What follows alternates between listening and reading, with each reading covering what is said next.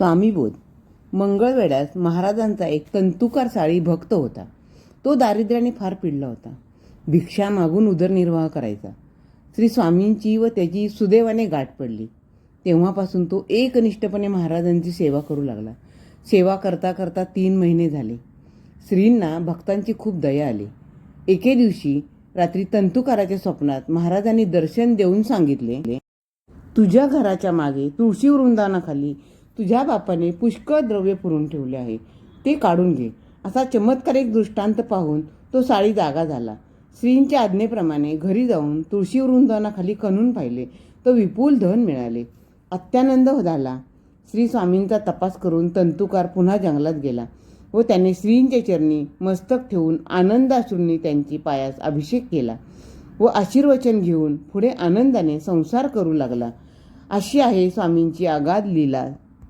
Shri Swami Samarth.